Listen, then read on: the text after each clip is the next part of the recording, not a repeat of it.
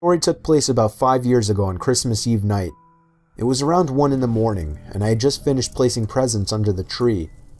I went upstairs to brush up and everything, then came back downstairs to the kitchen to get a glass of water before bed. My son Jake, who was 4 at the time, was standing by the stairs leading to the basement. I asked him what he was doing up so late. He pointed down the stairs and said, "Santa." I picked him up and carried him back to his room. I took a glass of water and went to bed.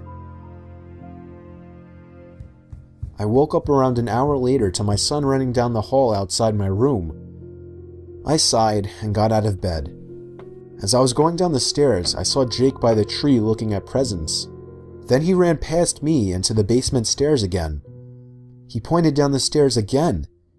This time I looked down the stairwell, and my heart dropped as I saw a black figure sitting on the bottom step.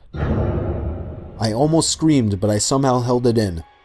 I pulled my son quietly away from the basement door and closer to the front door of the house.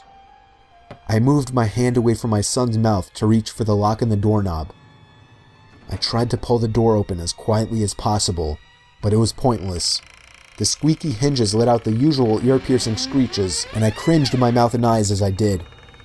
Suddenly, there were heavy stomps coming from up the basement stairs. I screamed and pushed open the storm door and practically threw Jake outside. I shut both doors behind us and we ran to the neighbor's house. I rang the doorbell as fast as possible, probably 30 times before they answered. After that, we went inside and stayed there and waited for the police. Whoever that person was gone though, as determined after the police conducted a thorough investigation of the house. I ended up lying to Jake, telling him that actually was Santa Claus, but a few years later, he remembered the incident and became a little more wise to what actually happened.